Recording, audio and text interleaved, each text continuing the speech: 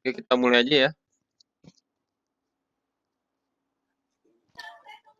Iya Pak.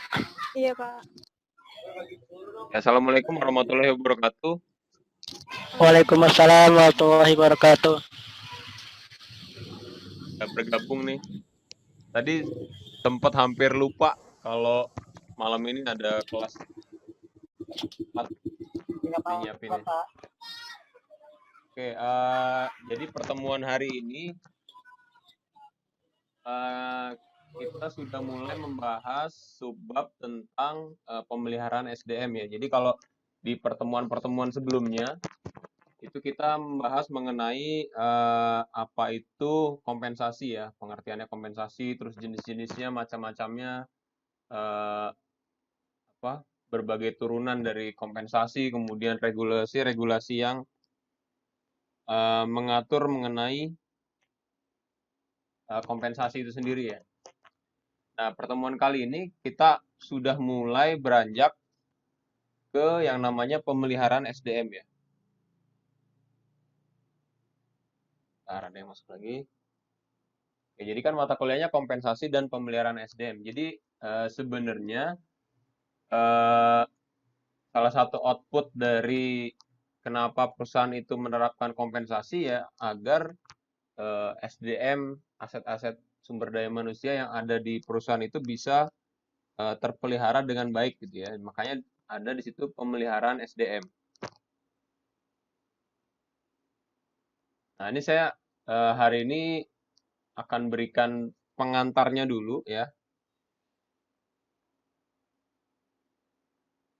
Jadi kenapa sih pemeliharaan SDM itu penting gitu ya? Jadi pengertian dari pemeliharaan SDM itu apa? Kemudian apa sih pentingnya dilakukannya pemeliharaan SDM dan sebagainya.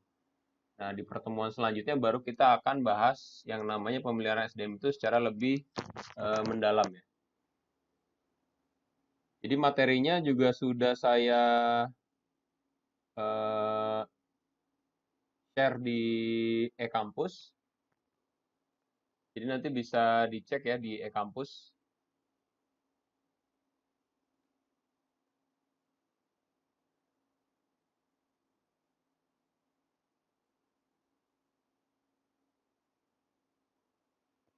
Oke, nah jadi ini sebenarnya materi ini disampaikan setelah UTS ya. Materi ini disampaikan setelah UTS. Oke, kita mulai. Jadi materi ini kurang lebih akan membahas yang pertama manfaat dari pemeliharaan SDM yang baik dan benar. Jadi pemeliharaan SDM ini kalau dilakukan secara baik itu manfaatnya yang dihasilkan bagi si perusahaan maupun bagi si karyawan ini seperti apa gitu ya. Nah, kemudian yang kedua hambatan-hambatan dalam merancang pemeliharaan SDM yang baik dan kerugian jika perusahaan tidak melakukan pemeliharaan SDM yang baik dan benar.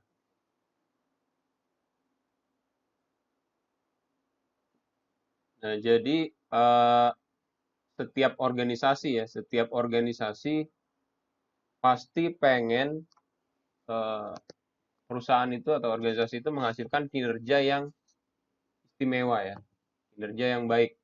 Jadi kalau pernah belajar mata kuliah eh, apa namanya manajemen strategik gitu ya, mudah-mudahan ada ya di S1 ya manajemen strategik. Nah, kemungkinan kalian akan ketemu teori yang namanya balance scorecard ya. Jadi kalau di teori balance scorecard itu teori untuk menciptakan sebuah strategi perusahaan dan mengukur efektivitas strategi perusahaan.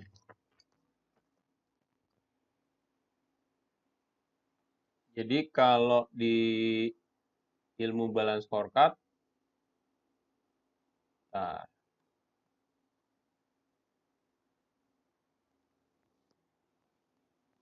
jadi kalau dalam balance scorecard ada 4 hal ya, ada 4 hal yang bisa menjadi aspek dalam pengukuran sebuah keberhasilan strategi bisnis ya.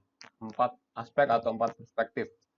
Nah, kalau di slide ini perspektif yang pertama adalah perspektif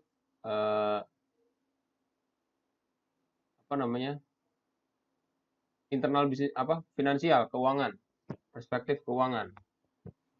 Jadi sebuah perusahaan ini berhasil kalau eh, tercapai ukuran-ukuran keuangannya.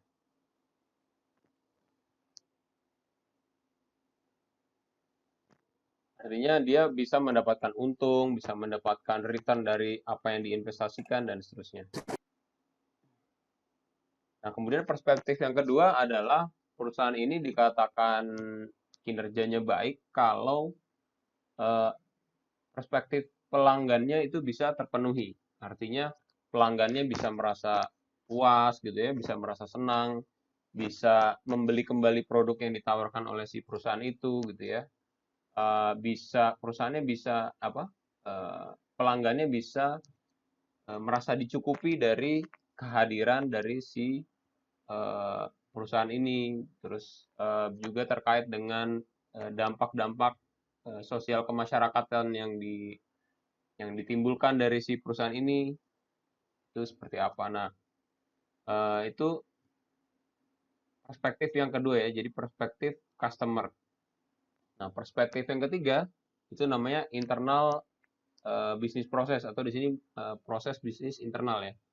Jadi sebuah perusahaan ini dikatakan baik gitu ya, dikatakan kinerjanya baik kalau juga mempunyai bisnis proses internal yang baik ya. Artinya dia punya job desk-nya jelas gitu ya, tujuannya perusahaan itu jelas. Kemudian dia juga eh,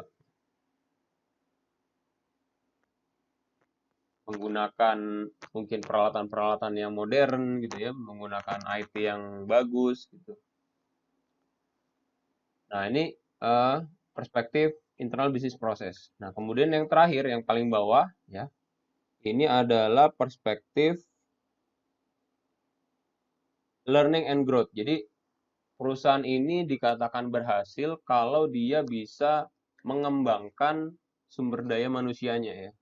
Baik dari sisi pengetahuannya, baik dari sisi skill-nya gitu ya, dari sisi kompetensi, dari sisi rekrutnya dia bisa menghasilkan rekrut yang terbaik, dan juga dari sisi bagaimana dia bisa mengelola orang dengan baik, bisa memelihara orang dengan baik, memelihara karyawannya dengan baik, gitu ya. Makanya yang namanya pemeliharaan SDM itu merupakan salah satu aspek dari keberhasilan sebuah perusahaan sebenarnya. Jadi kalau eh, SDM di sebuah perusahaan ini bisa dipelihara dengan baik, maka akan menghasilkan pekerja yang memiliki kepuasan dalam bekerja, pekerja yang memiliki komitmen dalam bekerja, pekerja yang loyal gitu ya, pekerja yang produktif, mungkin juga pekerja yang memiliki integritas gitu ya. Nah, dengan hadirnya pekerja yang memiliki sikap-sikap seperti itu tentunya akan membawa keberhasilan-keberhasilan di perspektif yang lain. Artinya kalau dia punya komitmen si pekerja itu, kalau pekerja itu loyal, pekerja itu produktif, maka kemudian dia akan menjalankan SOP yang sudah ditetapkan, eh, dia akan patuh gitu ya, akan patuh SOP yang ditetapkan, dia akan menjalankan job desk-nya dia seperti itu. SOP-nya dia akan jelaskan, akan mengerjakan seperti yang sudah ditentukan gitu ya. Kalau dia patuh dengan SOP yang sudah ditentukan, maka eh, bisa dipastikan si pelanggan sendiri juga pasti akan puas dengan apa yang diberikan oleh si karyawan tersebut. Kalau pelanggan sudah merasa terpenuhi kebutuhannya, maka yang datang adalah uang gitu ya, keuntungan dari si perusahaan itu. Nah, jadi yang namanya pembelian SDM jangan dianggap sebagai sesuatu yang kecil ya. Justru ini merupakan awal dari eh, adanya keuntungan dari si perusahaan itu sendiri. Salah satu aspek penting bagi keberhasilan perusahaan. Nah, kalau di bahasa Inggrisnya namanya pemeliharaan SDM itu terminologi bahasa Inggrisnya namanya HR retention ya. Retention artinya bagaimana si perusahaan ini bisa memelihara orang, bisa menahan orang gitu ya. Jadi orang-orang yang atau pekerja yang memiliki kompetensi terbaik di perusahaan gitu ya, tidak berpindah ke perusahaan lain ya. Tidak kemudian pergi ke perusahaan pesaing.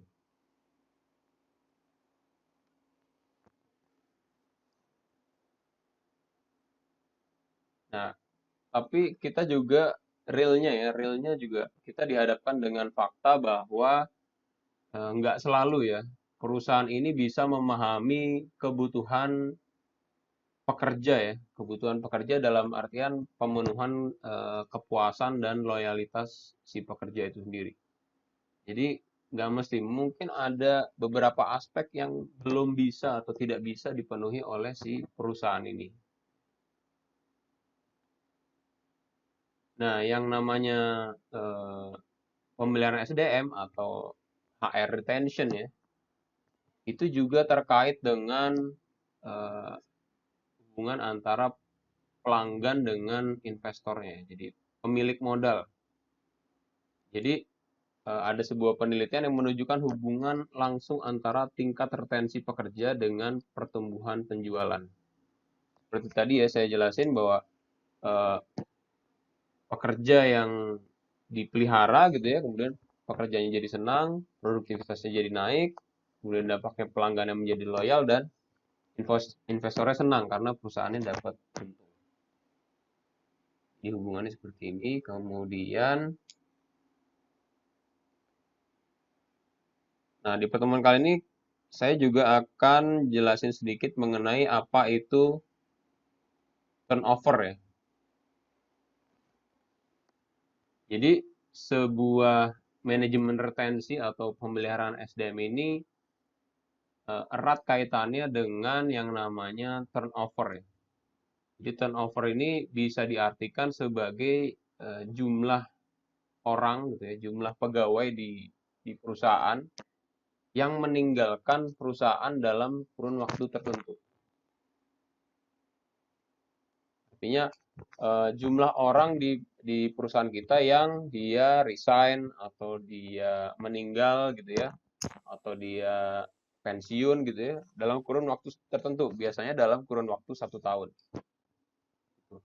Nah, semakin tinggi tingkat turnover di perusahaan kita, maka menggambarkan bahwa tingkat pemeliharaan SDM gitu ya di perusahaan kita ini belum tentu baik. Artinya mungkin ada masalah dengan cara perusahaan dalam memaintain atau mengelola SDM-nya.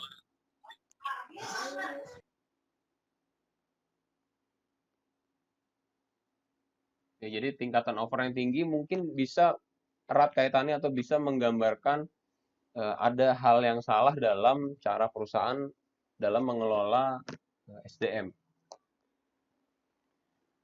Nah, di dalam konsep turnover itu juga ada konsep mengenai turnover intention ya. Jadi kalau yang namanya turnover intention, ini dia belum tentu si pekerja ini dia keluar dari perusahaannya.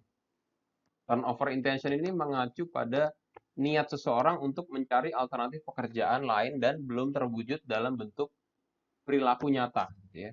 Jadi kalau yang namanya turnover ini benar-benar si karyawan ini sudah keluar dari perusahaan atau resign atau PHK atau mengundurkan diri ya gitu.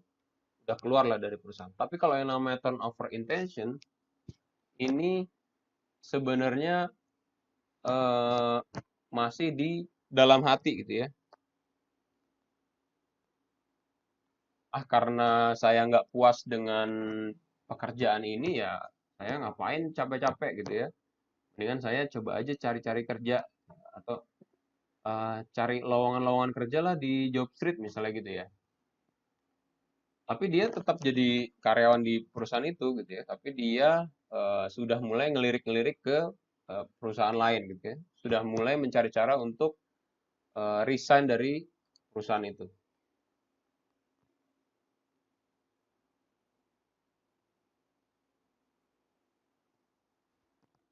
Ya, jadi ada konsep turnover, ada konsep turnover intention. Jadi kalau turnover ini orangnya sudah meninggalkan organisasi, kalau turnover intention ini orangnya belum meninggalkan organisasi, tapi dia di dalam hatinya sudah memiliki niat gitu ya, niat untuk resign, niat untuk mengundurkan diri dan seterusnya.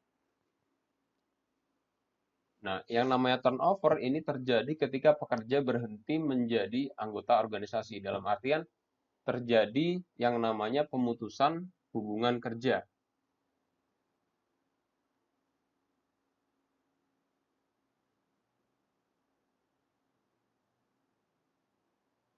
Nah, dalam konsep turnover ini kita atau kita bisa melihat ada dua perspektif ya. Kenapa misalnya di sebuah perusahaan ini tingkat turnover karyawannya ini cukup tinggi gitu ya. Atau ada di sebuah perusahaan tingkat turnover karyawannya ini ya eh, rendah gitu ya. Jadi si karyawan ini betah di perusahaan itu selama bertahun-tahun misalnya gitu ya.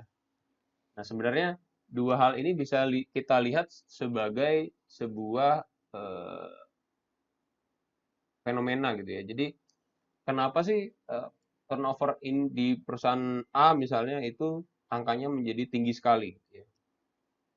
Sebaliknya ada di perusahaan B tingkat turnover pegawainya menjadi mungkin sangat rendah.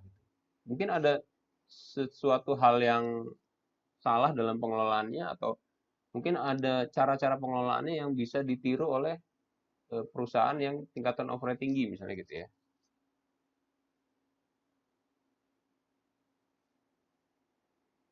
Nah, sebenarnya di konsep turnover ini kita bisa melihat dari dua perspektif. Jadi yang pertama, turnover ini bisa kita lihat sebagai sesuatu yang baik ya.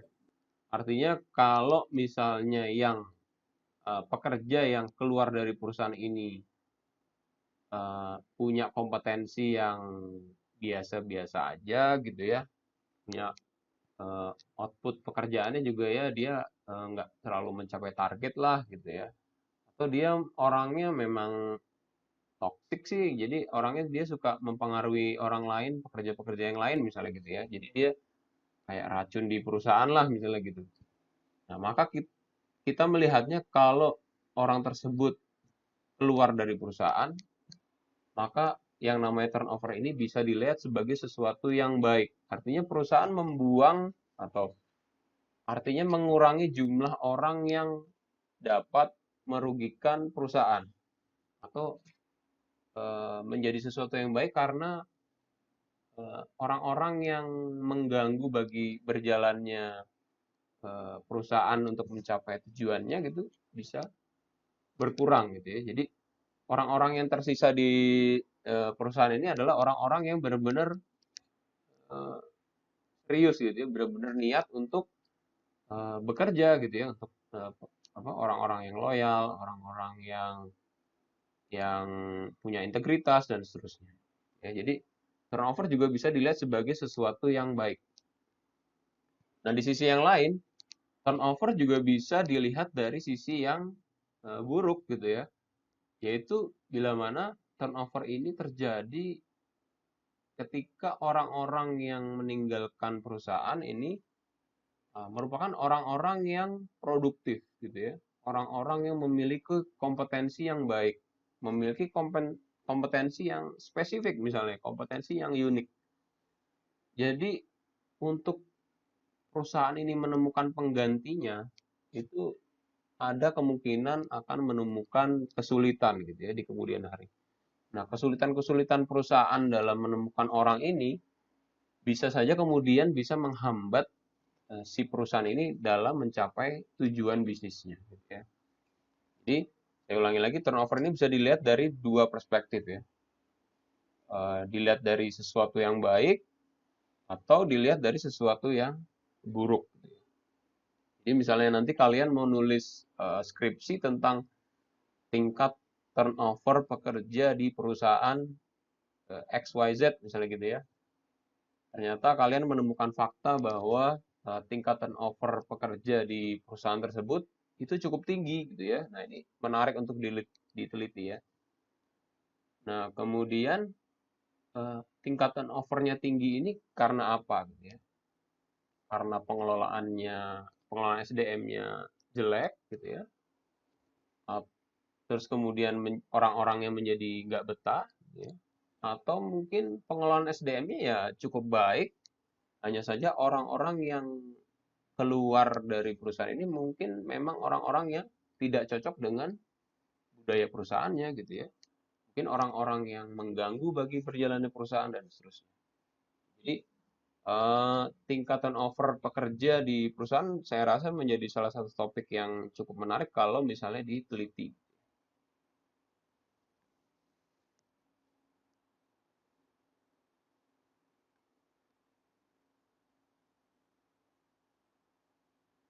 Nah, seperti saya sampaikan tadi bahwa yang namanya turnover ini erat kaitannya juga dengan yang namanya pemutusan hubungan kerja ya.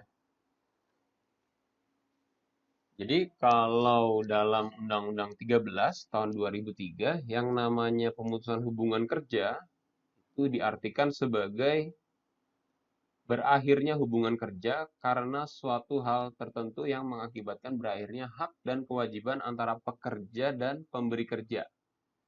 Jadi kalau contohnya misalnya seorang pekerja resign gitu ya, mengajukan resign dari perusahaannya, maka akan terhenti yang namanya hak dan kewajiban antara pekerja dan pemberi kerja.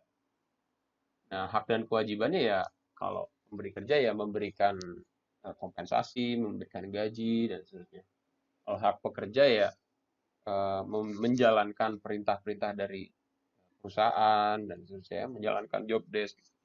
Nah, kalau udah ada PHK maka yang namanya hak dan kewajiban antara pekerja dan pemberi kerja ini menjadi selesai, menjadi putus.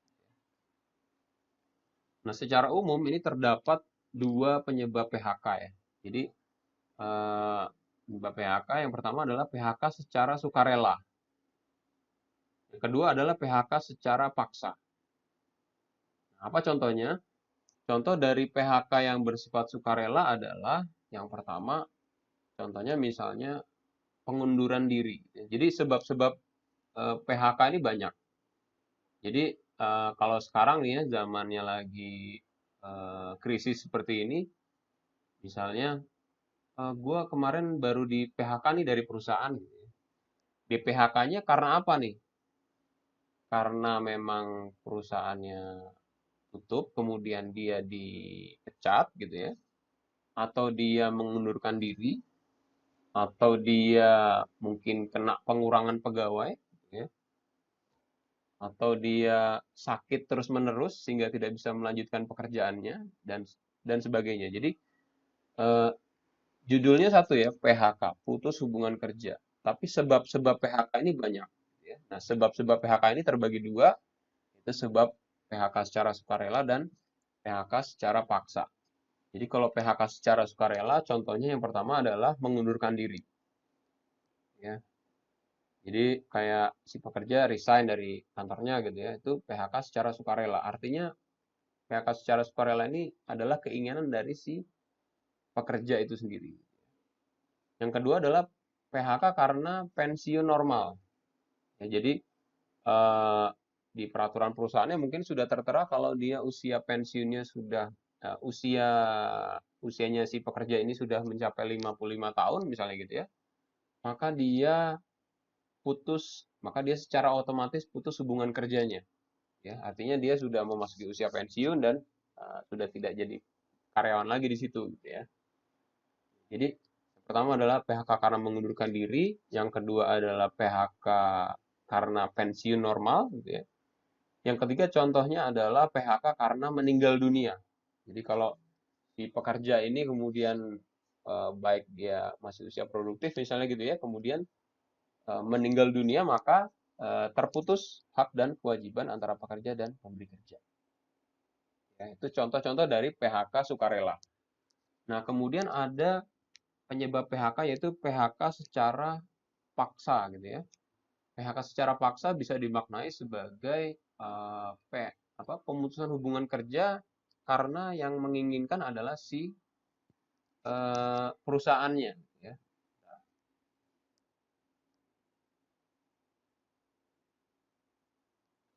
Jadi kalau PHK sukarela tadi yang menginginkan adalah si pekerjanya gitu ya, secara sukarela.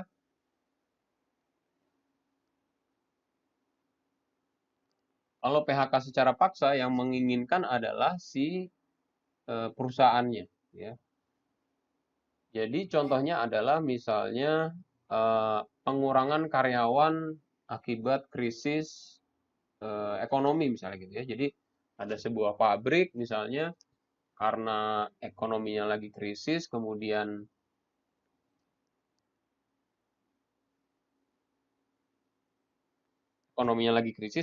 barang-barang yang dihasilkan pabrik ini jadi nggak laku gitu ya, maka manajemen memutuskan untuk merumahkan karyawan misalnya gitu ya, mem-PHK sebagian karyawan. Nah, PHK sebagian ini adalah PHK secara paksa. Ya. PHK secara paksa atas keinginan dari si perusahaan itu sendiri. Atau mungkin ada kejadian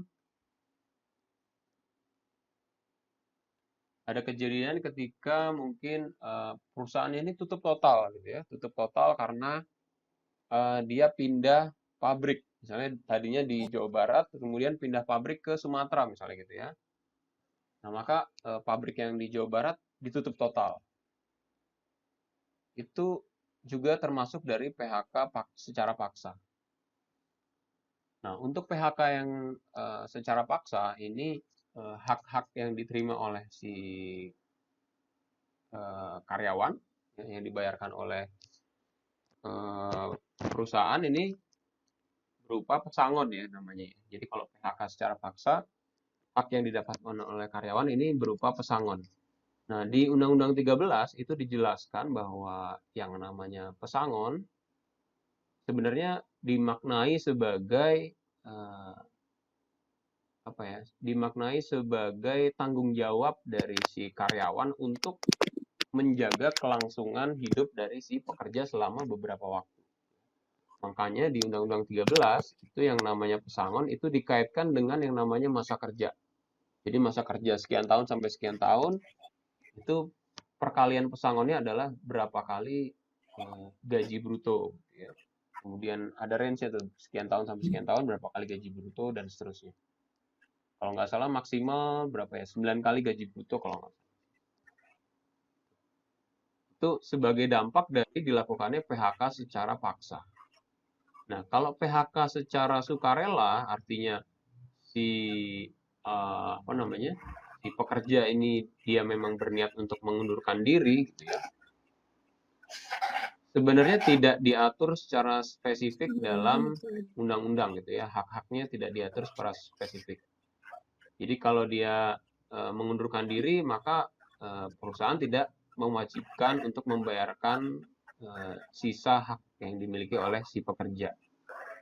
Namun ada beberapa perusahaan yang di peraturan perusahaannya mencantumkan bahwa kalau seorang pekerja ini mengundurkan diri, maka perusahaan akan memberikan yang namanya semacam uang pisah lah gitu ya. Nah, ini diperbolehkan oleh Depnaker gitu ya, oleh di Departemen Tenaga Kerja. Jadi memberikan kayak ya uang terima kasih lah gitu ya, uang kerohiman gitu ya. Nah, kalau di tempat saya namanya uang pisah. Nah, ini diperbolehkan. Tapi kalau misalnya si perusahaan tidak memberikan apa-apa, artinya putus sama sekali ya nggak apa-apa juga gitu ya, karena memang tidak dicantumkan dalam undang-undang. Nah, beda dengan PHK sukarela dengan sebab PHK adalah meninggal dunia, ya. Meninggal dunia dalam dia statusnya selama bekerja gitu ya. Kalau PHK meninggal dunia ini hak-haknya bahkan sampai di cover oleh BPJS Ketenaga Kerjaan ya. Jadi dalam produk yang di skema yang ditawarkan BPJS Ketenagakerjaan, kalau si pekerja ini meninggal dunia dalam status dia sebagai pekerja, maka haknya kalau nggak salah sampai berapa kali gaji gitu, saya lupa. Cukup besar gitu ya haknya, karena ini untuk menjamin keluarga yang ditinggalkan atau ahli waris yang ditinggalkan. Nah, kemudian kalau macam PHK-nya adalah pensiun normal, maka yang didapatkan haknya adalah uang pensiun ya. Uang pensiun ada pengalinya sendiri gitu ya. Ada uang penggantian haknya juga, ada hak dia pensiun, dan ditambah lagi dengan hak dari BPJS Ketenagakerjaan. Jadi secara umum penyebab PHK ini ada dua ya, PHK sukarela dan PHK secara paksa. Nah, jenis-jenis atau macam-macam PHK dari PHK sukarela maupun PHK secara paksa ini sangat beragam sekali ya macamnya. Oke, kita lanjut.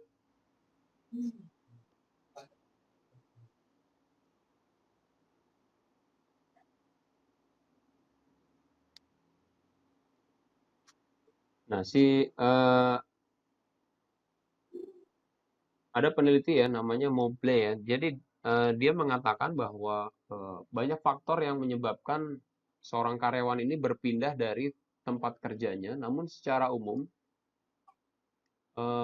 terdapat beberapa faktor penentu ya dari keinginan untuk berpindah. Yang pertama adalah kepuasan kerja ya. Jadi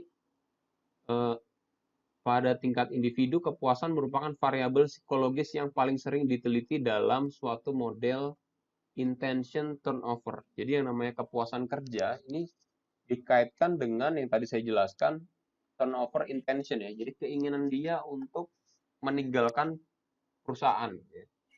Nah, justru ini yang seringkali tidak bisa terbaca oleh perusahaan ya. Tidak bisa terbaca oleh bagian HRD. Jadi orang HRD bahkan mungkin nggak tahu karyawannya ini akan bersiap-siap untuk resign atau tidak. Nah, karenanya yang namanya mengukur tingkat kepuasan kerja ini merupakan salah satu variabel yang paling sering diteliti.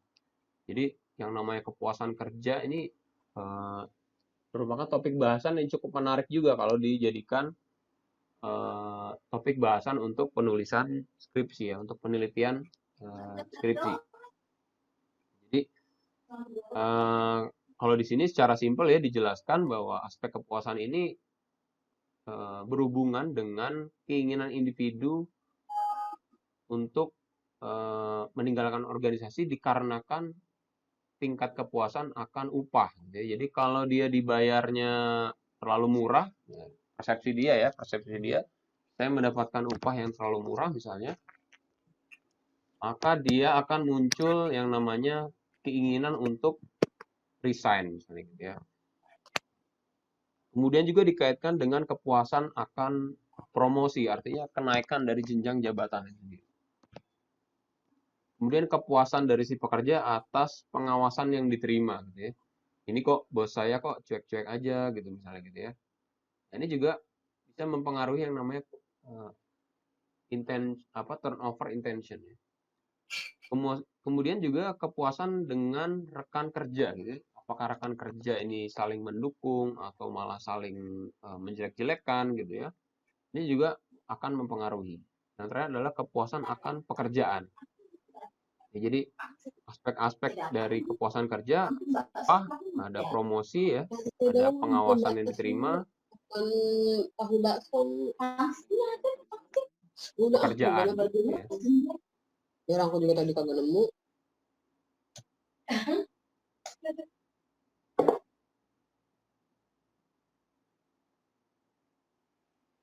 Nah, yang kedua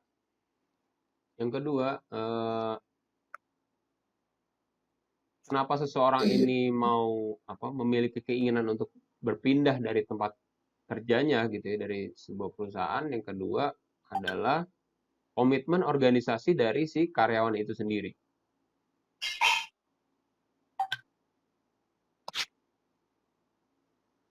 Jadi komitmen organisasi ini mengacu pada respon emosional ya.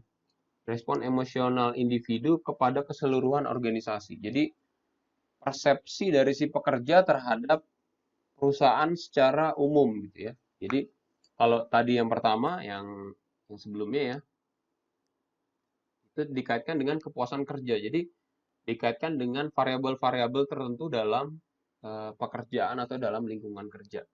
Tapi kalau yang kedua ini, yang komitmen organisasi dari karyawan, Ini dikaitkan pada persepsi karyawan terhadap perusahaan ini secara umum.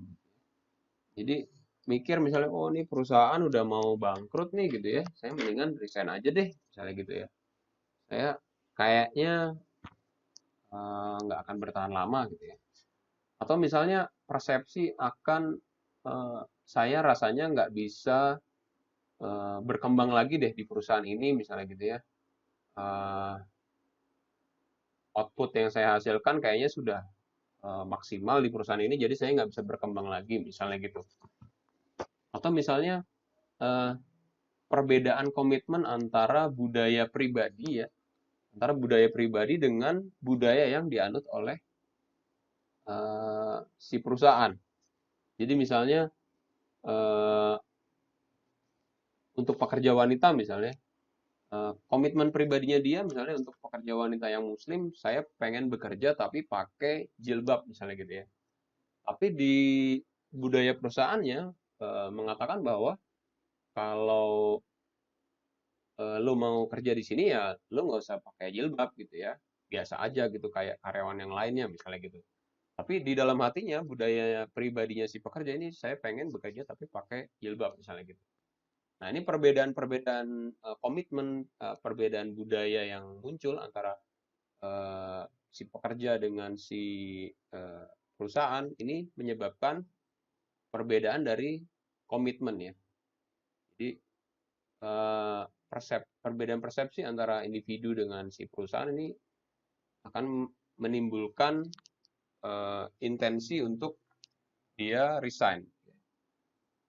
Jadi menyebabkan tingkat turnover saja tinggi.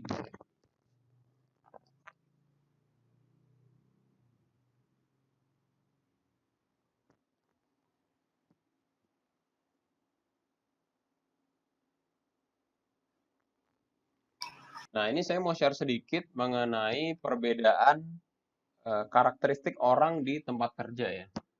Jadi kalau kita memahami apa namanya pengelolaan SDM gitu ya, memahami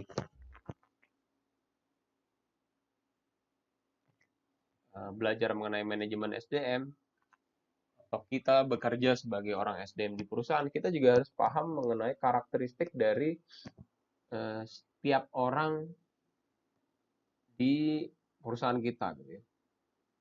Nah, caranya adalah yang paling gampang adalah kita bisa mengelompokkan orang-orang yang bekerja di perusahaan kita ini menjadi apa namanya? Kelompok-kelompok usia gitu ya, kelompok-kelompok usia. Jadi sudah banyak tulisan-tulisan yang membahas mengenai kaum generasi X gitu ya, generasi Y, kaum milenial ya. Yang terbaru ini adalah generasi Z gitu ya. Kemudian adalah kaum-kaum tua yang baby boomer katanya gitu ya. Nah, perbedaan generasi di tempat kerja ini memunculkan perbedaan karakteristik ya. Jadi orang-orang yang ada di perusahaan kita itu kan atau kategorinya kan beda-beda ya, antara apa dia anak muda gitu ya, atau anak yang baru orangnya dia baru fresh graduate misalnya, atau dia sudah cukup senior di perusahaan kita, maka karakteristik bekerjanya juga pastinya akan berbeda. Nah, perbedaan-perbedaan inilah yang harus disatukan sebenarnya. Jadi perbedaan-perbedaan ini yang harus dipelajari oleh kita sebagai orang SDM ya. Jadi kenapa kalau nanti di slide selanjutnya ya menjelaskan mungkin kenapa sih kaum milenial gitu ya itu senang banget dia ganti-ganti pekerjaan misalnya gitu ya. Kaum milenial itu dia senang banget apa namanya istilahnya jadi kutu loncat misalnya gitu ya. Baru sebentar di perusahaan A mungkin setahun atau 2 tahun sudah pindah lagi ke perusahaan yang lain. Dia minta gajinya 10% lebih tinggi misalnya gitu ya. Dia minta jabatannya naik misalnya gitu di perusahaan yang baru. Kenapa itu sering terjadi di generasi Y gitu ya, orang-orang milenial. Terus kenapa sih kaum tua gitu ya, atau pekerja-pekerja yang senior ini kecenderungannya dia memiliki nilai loyalitas atau nilai kesetiaan sama perusahaan ini cukup tinggi. Nah, gitu. Kemudian disiplinnya dia ini kok bisa terjaga, ini penyebabnya apa? Gitu ya. Itu dia mewakili karakteristik dari generasinya itu sendiri. Nah, kemudian yang terakhir ini baru muncul adalah generasi Z. Ya. Generasi Z itu katanya generasi yang lahir setelah tahun 2000 ya. Jadi sudah kenal yang namanya gadget dari lahir ya. Jadi karakteristik dari generasi Z kenapa dia kok susah diatur misalnya gitu ya. Kenapa dia kok menjadi nggak fokus sama pekerjaan. Kenapa dia nggak mau terikat sama waktu kerja. Nah, berbagai karakteristik ini kemudian harus dimaknai dalam sebuah bagaimana kita sebagai orang SDM ini mengelola orang-orang yang ada di perusahaan. Kurang lebih seperti ini gambarannya.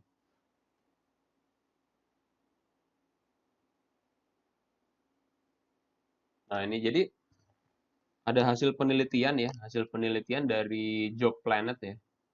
Hasil penelitian dari Job Planet ini menggambarkan tingkat loyalitas dari atau tingkat kesetiaan karyawan dari berbagai generasi di dunia kerja. Nah, ini di sini keterangannya terkumpul sejak Agustus 2015 sampai 2017 ya. Jadi di dalam penelitian ini menggambarkan bahwa secara rata-rata generasi X itu orang-orang yang berusia di atas 35 tahun ya. Mungkin kelahiran tahun 80 gitu ya, kelahiran tahun 80-an. Ini dia cenderung lebih lama bekerja di perusahaan. Kalau di sini di atas 5 tahun ini memiliki kecenderungan 42,5%. Artinya dia tingkat turnover orang yang kelahiran tahun 80-an ini cenderung lebih kecil turnovernya ya. Orang yang lahir di tahun 80-an dan seterusnya itu lebih cenderung menetap ya di sebuah pekerjaan tertentu gitu ya, di sebuah perusahaan tertentu. Kalau kita lihat di generasi Y, di kaum milenial ya. Kaum milenial ini memiliki kecenderungan dia hanya betah di sebuah perusahaan ini selama 2 tahun. Cenderungannya ada 46,5%. Jadi kecenderungan dari kaum milenial ini 46,5% dia betah 2 tahun. Nah, setelah 2 tahun mungkin dia pindah ke tempat yang lain. Bahkan ada 30,2% yang lama bekerjanya ini cuma 1 tahun. Artinya tiap tahun dia ganti-ganti pekerjaan gitu ya. Jadi resolusi awal tahunnya dia adalah dia pindah tempat kerja. Nah, gitu. Nah, hal yang sama juga bahkan lebih parah lagi ketika kita menghadapi orang-orang dengan generasi Z ya. Orang-orang generasi touchscreen ya yang usianya di bawah 20 tahunan lah, mungkin lahir sekitar tahun 2000 2001 gitu. Nah, ini ternyata ya memiliki tingkat kecenderungan lama bekerja ini hanya 1 tahun ya, diwakili oleh 57,3%. Dan hanya 33,7% yang mau menetap di perusahaan ini selama 2 tahun. Jadi maksimal sekitar 1 sampai 2 tahun lah dia betah. Ini kurang lebih gambaran-gambaran dari karakteristik dari berbagai generasi yang nantinya akan mempengaruhi bagaimana cara kita untuk melakukan pengelolaan SDM dan pemeliharaan SDM. Ini slide-nya kelewat.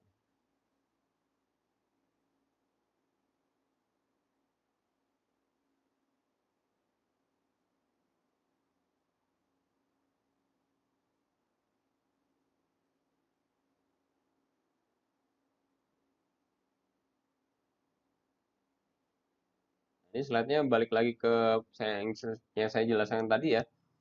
Kayaknya kelompat ini. yaitu tentang PHK sukarela dan PHK secara paksa ya. Tadi udah saya jelaskan. Nah, ini saya lanjutkan lagi, balik lagi mengenai pemutusan hubungan kerja ya. Jadi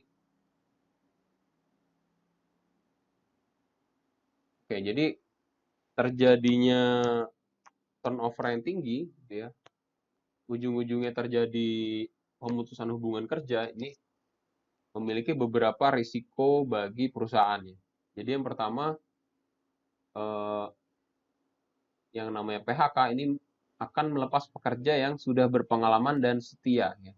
Jadi ada kemungkinan yang namanya pemutusan hubungan kerja ini berlaku juga bagi karyawan yang sudah mengabdi sekian lama, gitu ya, sudah memiliki kompetensi yang baik di perusahaan, dia punya udah apa namanya klop lah sama perusahaan, tapi karena ada alasan-alasan tertentu maka dia harus keluar dari perusahaan itu. Ya, bisa karena pensiun, bisa karena dia mengundurkan diri ya dan sebagainya. Kemudian resiko yang kedua, terhentinya produksi atau operasi sementara dengan adanya PHK.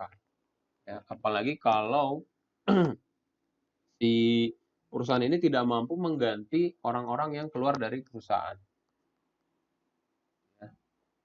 Mungkin karena si orang-orang itu yang keluar dari perusahaan ini memiliki kompetensi yang khusus ya. Jadi perusahaan menjadi kewalahan. Kemudian yang ketiga, perusahaan harus mengganti dengan pekerja yang baru. Yang keempat, dengan adanya PHK pasti akan membutuhkan biaya yang besar ya. Apalagi kalau harus membayarkan pesangon ya. Akibat PHK secara paksa ya. Jadi membayarkan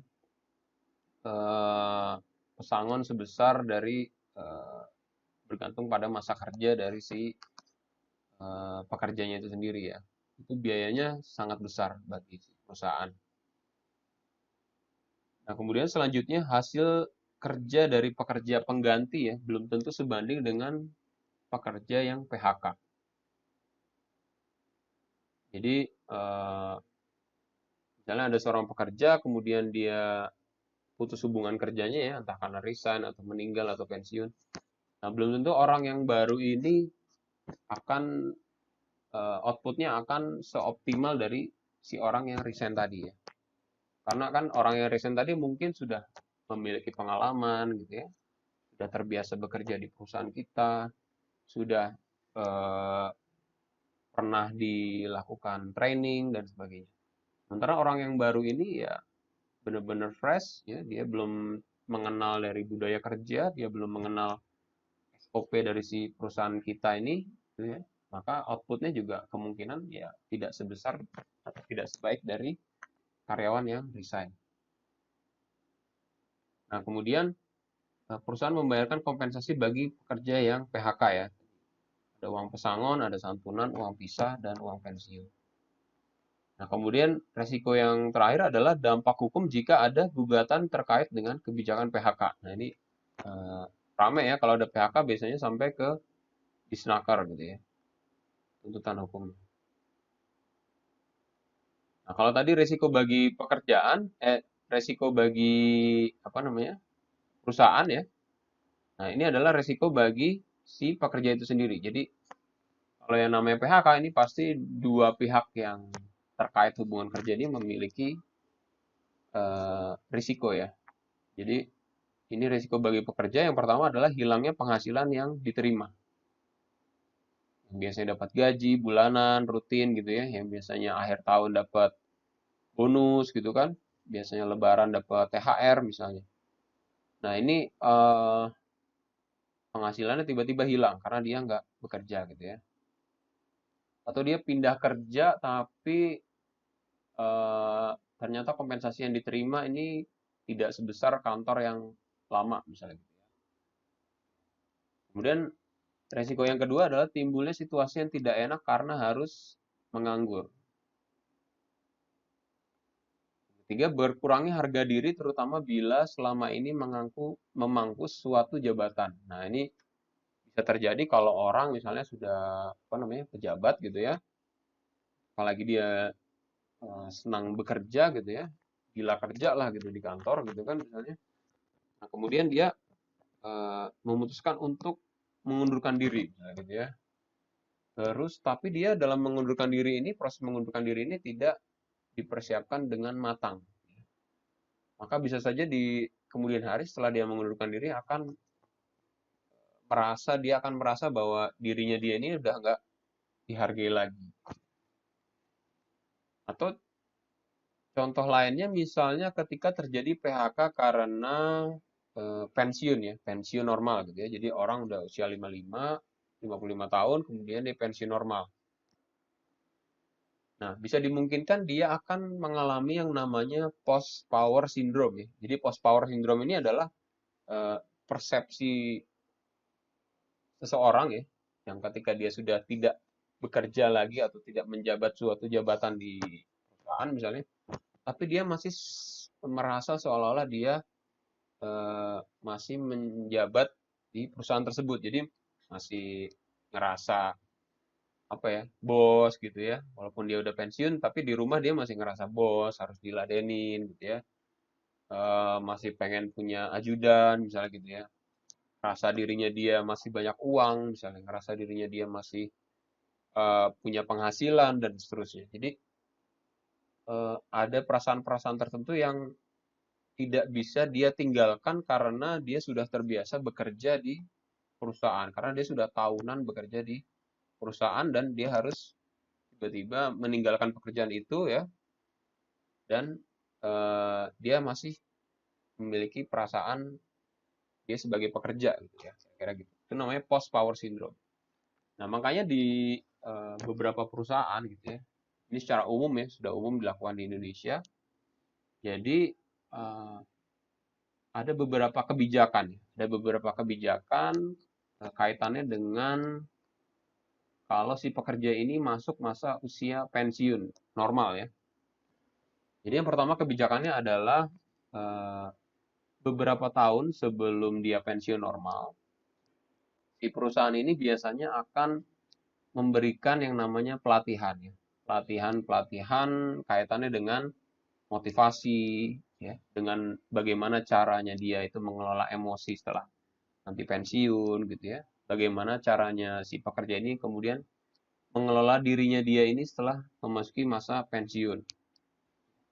Jadi memberikan pembekalan yang kaitannya dengan memotivasi si pekerja ini. Jadi jangan sampai nanti ketika pensiun si pekerja ini jadi merasa rendah diri gitu ya, merasa down gitu ya, atau sebaliknya merasa tetap jumawa gitu ya, merasa dirinya dia memiliki penghasilan dan seterusnya. Nah, yang kedua yang dipersiapkan oleh si perusahaan adalah memberikan biasanya pelatihan pra pensiun. Jadi pelatihan-pelatihan yang kalau yang saya pernah ikutin ini pelatihan-pelatihan kewirausahaan. Jadi bagaimana dia nanti ketika sudah memasuki usia pensiun tetap bisa memiliki penghasilan yang rutin gitu ya. Caranya ya mungkin dia buka usaha gitu ya, buka laundry, buka apa biasanya kayak JNE misalnya gitu ya. Terus biasanya ikut farming atau apa berkebun misalnya gitu ya, ya empang gitu dan sebagainya. Nah, biasanya ada perusahaan-perusahaan juga yang memberikan modal usaha gitu ya, modal usaha. Jadi sebelum dia pensiun, mungkin 3 tahun atau 4 tahun sebelum dia pensiun, si perusahaan ini akan memberikan modal usaha. Nah, diharapkan nanti ketika si karyawan ini sudah masuk usia pensiun, modal usaha yang tadi diberikan ini sudah bisa menghasilkan. Gitu ya. Jadi dalam waktu 3 tahun ini diharapkan sudah bisa settle bisnisnya dia, sudah bisa menghasilkan. Nah, kemudian di beberapa perusahaan juga memiliki kebijakan, misalnya kebijakan masa persiapan pensiun ya.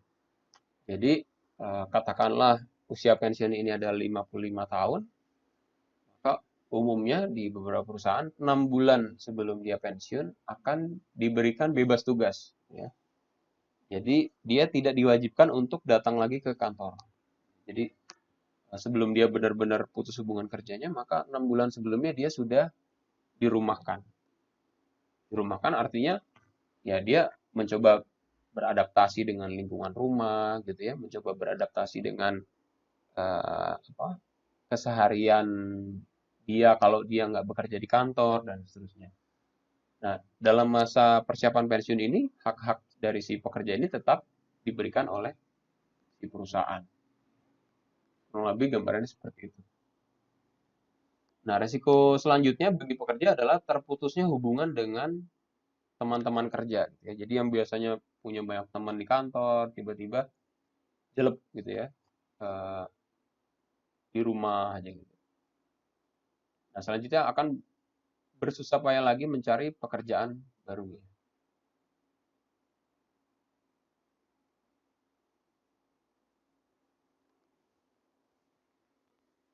Nah, kemudian bagi perusahaan juga biaya-biaya dengan adanya turnover dan PHK ini juga pasti akan memunculkan biaya-biaya yang tinggi ya.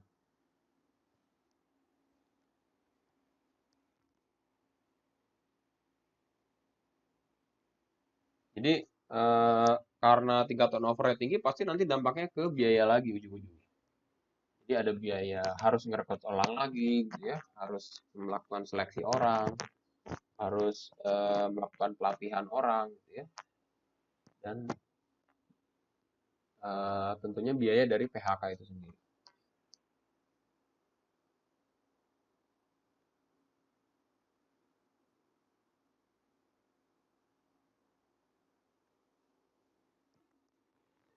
Nah, dalam kaitannya dengan pemeliharaan SDM gitu ya. Jadi eh, dalam kalau mata kuliah sebelumnya kan kita bahas mengenai yang namanya itu rekrut atau seleksi gitu ya. Jadi dalam eh, proses rekrut dan seleksi ya, itu sebenarnya sudah bisa diidentifikasi bahwa ini sebenarnya nih orang ini kalau bekerja di perusahaan kita gitu ya, dia memiliki turnover intention nggak sih? Jadi sebenarnya sudah bisa dideteksi sejak awal. Tapi deteksi itu pun nggak cukup gitu ya. Jadi deteksi awal bahwa ini orang ini kayaknya nggak bakalan betah nih di perusahaan kita gitu ya. Itu sebenarnya nggak cukup gitu ya. Selebihnya yang harus ditampilkan oleh perusahaan adalah bagaimana perusahaan ini bisa melakukan yang namanya manajemen retensi secara efektif. Ya walaupun yang namanya turnover gitu ya.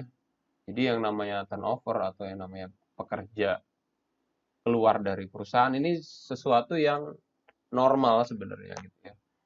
Jadi kalau terlalu tinggi tingkat turnover juga jelek.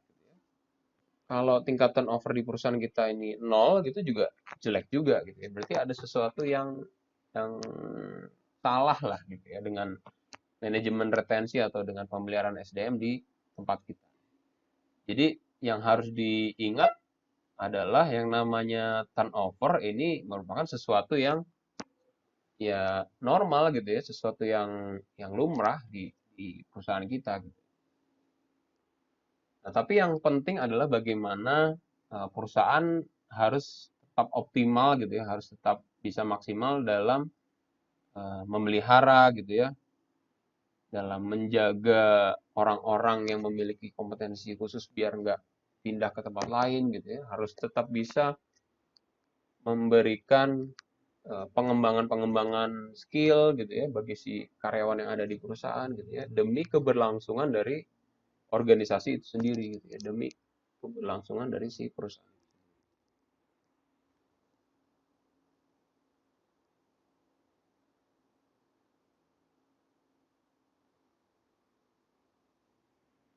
Nah, jadi secara umum pengertian dari pemeliharaan SDM adalah kalau menurut Robin ya, jadi pemeliharaan SDM adalah melaksanakan program-program tertentu atau membuat kebijakan-kebijakan khusus agar tenaga kerja dapat terpelihara dengan baik. Atau di pengertian yang kedua adalah suatu upaya yang dilakukan oleh perusahaan dalam menyediakan dan memberikan ganjaran berupa finansial atau material kepada seluruh sumber daya manusia dari tingkat tertinggi sampai tingkat terendah. Nah, ini di pengertian kedua ini dikaitkan dengan pemberian kompensasi ya. Kalau tadi di pengertian pertama ini sebenarnya diartikan dalam pemeliharaan SDM secara luas ya. Jadi bagaimana perusahaan ini bisa menciptakan kebijakan-kebijakan agar si karyawan ini bisa terpelihara ya. Agar si karyawan ini bisa betah untuk bekerja di perusahaan kita. Nah, secara umum yang namanya pemeliharaan SDM bisa diartikan sebagai usaha untuk mempertahankan atau meningkatkan kondisi fisik, mental gitu ya, sikap karyawan agar mereka tetap loyal dan bekerja produktif untuk menunjang tercapainya tujuan perusahaan. Ya, jadi bagaimana si perusahaan ini bisa menjaga stamina dari si karyawan gitu ya. Artinya dari segi fisik gitu ya. Kemudian menjaga mentalitas dari si karyawan gitu ya, biar dia tetap semangat dalam bekerja gitu. Dan menjaga sikap atau attitude dari si karyawan itu sendiri biar dia bisa optimal dalam bekerja gitu ya. Biar dia bisa produktif dalam bekerja.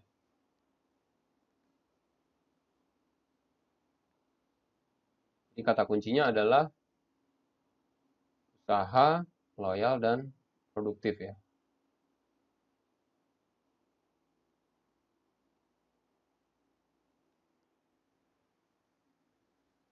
Nah, terdapat beberapa faktor kenapa sih kok perusahaan ini perlu gitu ya melakukan pemeliharaan SDM.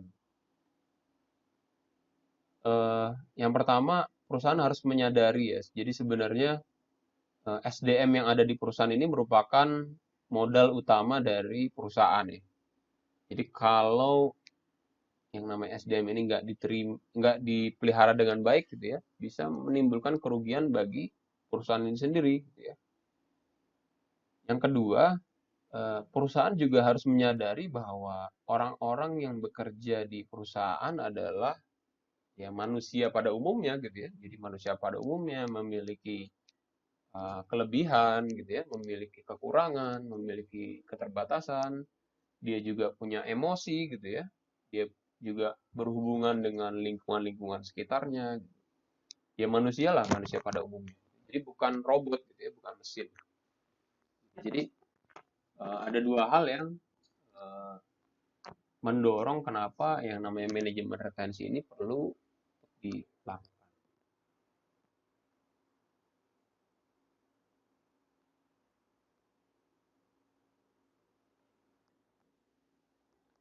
Nah, lingkup dari yang namanya pemeliharaan SDM itu sendiri, cakupannya ini cukup luas ya. Jadi ada metode-metodenya itu seperti apa gitu ya. Kemudian jenis-jenis dan bentuknya.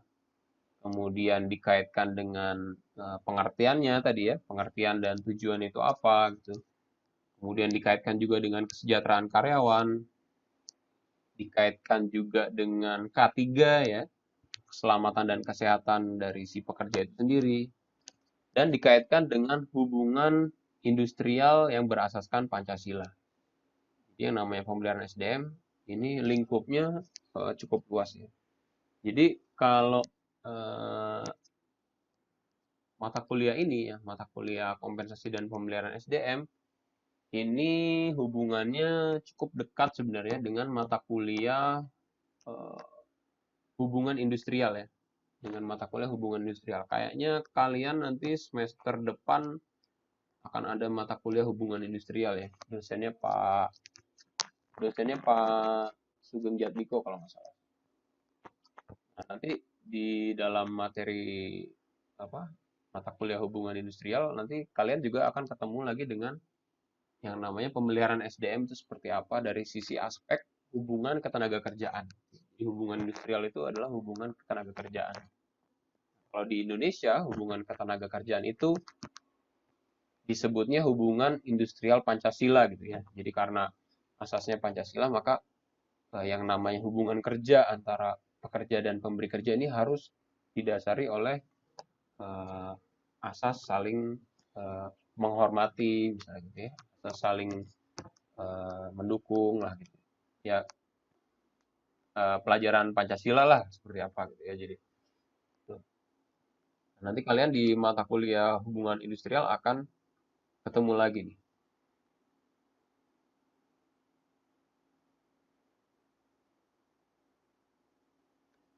Nah, jadi ada beberapa ya tujuan dari kita melakukan pemeliharaan SDM, tujuan dari perusahaan melakukan pemeliharaan SDM. Yang pertama, meningkatkan produktivitas kerja karyawan ya. Meningkatkan disiplin kerja untuk menurunkan absensi karyawan. Meningkatkan loyalitas dan menurunkan turnover tenaga kerja ya, perputaran tenaga kerja ini turnover. Kemudian memberikan ketenangan, kenyamanan, keamanan, kesehatan kerja. Meningkatkan kesejahteraan karyawan, memperbaiki kondisi fisik, mental, dan sikap karyawan, mengurangi konflik, serta menciptakan suasana kerja yang harmonis. Terakhir adalah mengefektifkan pengadaan karyawan. Pengadaan karyawan itu maksudnya rekrut ya, rekrut dan seleksi.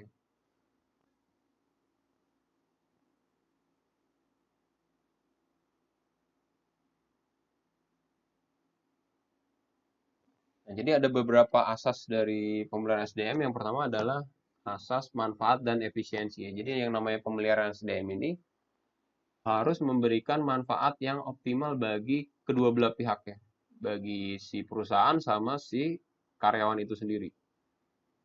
Kemudian asas kebutuhan dan kepuasan. Jadi yang namanya pemeliharaan SDM ini juga harus memenuhi kebutuhan dasar dari si pekerja itu sendiri ya.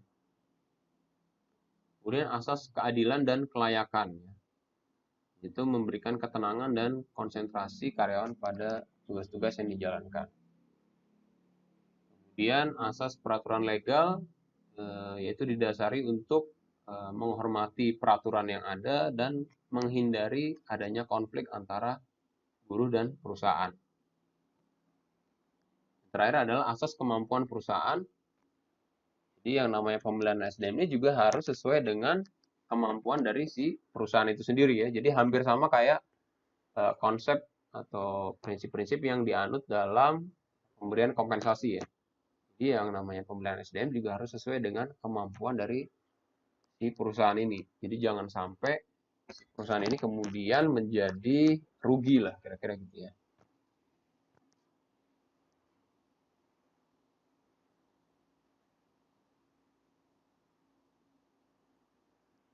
Nah, ada beberapa contoh ya, ini contoh-contoh aja. Ada beberapa contoh dari kalau perusahaan melakukan atau menjalankan program pemeliharaan SDM ya. Kalau di sini tulisannya program retensi pekerja. Jadi cara yang pertama adalah perusahaan misalnya ngasih sistem pengupahan yang baik misalnya gitu ya. Harganya di atas harga pasar yang berlaku. Dan yang kedua, perusahaan menerapkan yang namanya sistem pengembangan karir gitu ya. Jadi jalur karir dari si karyawan ini jelas. Dari dia pegawai sampai nanti naik jabatannya itu jelas ya. Atau dia mungkin bisa berpindah unit kerja gitu ya di dalam perusahaan ini sudah tergambar ketika si pekerja ini ada di perusahaan. Nah, kemudian yang ketiga mungkin jadwal kerja yang fleksibel, misalnya pemberian flexi time misalnya gitu ya. Atau pemberian kebijakan bekerja dari rumah misalnya gitu ya. Jadwal kerja yang fleksibel. Kemudian selanjutnya adalah bagaimana caranya perusahaan bisa menanamkan yang namanya budaya organisasi ya. Jadi kurang lebih menanamkan rasa memiliki terhadap tujuan dari perusahaan itu sendiri ya. Jadi bagaimana si karyawan ini bisa menjadi loyal terhadap pekerjaannya gitu ya. Menjadi loyal terhadap perusahaannya. Menjadi tahu tujuan utama saya bekerja di perusahaan ini tuh apa sih gitu ya. Itu dari sisi budaya organisasi. Kemudian selanjutnya perusahaan bisa juga memberikan pengembangan profesional ya, artinya memberikan pelatihan, memberikan seminar gitu ya, ngasih beasiswa, kuliah dan sebagainya. Terus contoh yang lain adalah pengakuan terhadap hasil kerja. Jadi hasil pencapaian kerja dari setiap karyawan ini dihargai oleh perusahaan. Dihargainya misalnya dalam bentuk Ya, misalnya yang paling kecil adalah ucapan terima kasih, misalnya ya. Sikap dari atasan lah memperhatikan pekerjanya, misalnya gitu ya. Atau mungkin diberikan bonus gitu ya, bonus produksi misalnya gitu ya. Kemudian ada juga yang namanya misalnya penghargaan karyawan terbaik misalnya gitu ya. Itu salah satu bentuk dari pengakuan terhadap hasil kerja dari si pekerja ya, dari si karyawan. Nah, contoh dari program retensi yang terakhir adalah penyediaan kondisi kerja yang sehat dan aman ya. Jadi bagaimana si perusahaan ini bisa misalnya menyediakan alat-alat kerja yang aman gitu ya, alat-alat kerja yang nyaman gitu ya. Misalnya kursinya duduknya yang ergonomis gitu ya, pencahayaannya bagus, kemudian ada pendingin ruangan misalnya, ada AC-nya. Kemudian kalau kalian suka tahu kantor-kantor yang kekinian gitu ya, kayak misalnya kantornya Tokopedia, kantornya apa namanya Google misalnya gitu ya, di dalam kantornya ada kayak perosotan misalnya gitu ya, disediain ruang meetingnya juga yang fleksibel lah, kayak kayak duduk di taman misalnya gitu ya, pakai beanbag, duduk di karpet gitu. Ada permainan-permainan, disediain snack gratis di kantor misalnya gitu ya. Itu kondisi-kondisi kerja yang eh, nyaman gitu ya. Jadi bikin betah si pekerja itu untuk bekerja di kantor. Nah, itu contoh-contoh dari penerapan eh, program pemeliharaan SDM di perusahaan. Oke, mungkin itu materi yang bisa saya sampaikan. Apa ada pertanyaan sampai sini? Jadi materi kali ini sebenarnya kayak pengantar aja ya. Jadi kan kita di mata kuliah ini ada dua sub bagian ya sebenarnya. Jadi yang pertama kita bahas kompensasi, nah itu yang kemarin udah kita bahas gitu ya. Nah ini sebenarnya materi ini disampaikan setelah UTS gitu ya. Jadi ini sub bagian yang kedua yaitu mengenai pemeliharaan SDM. Nah ini saya sampaikan sedikit pengantarnya sebenarnya. Jadi nantinya akan kita bahas lebih lanjut di pertemuan-pertemuan yang selanjutnya. Nah, apakah ada pertanyaan?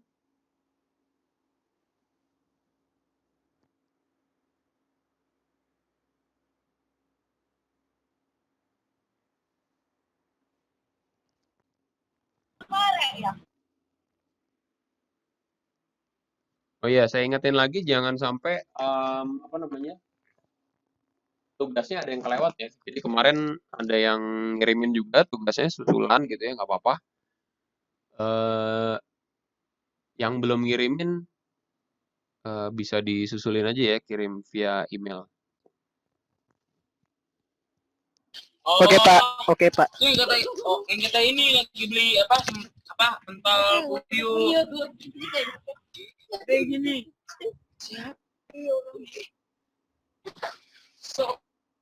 Nah, untuk minggu depan ya. Minggu depan itu kan tanggal merah ya kalau nggak salah ya. Minggu depan itu tanggal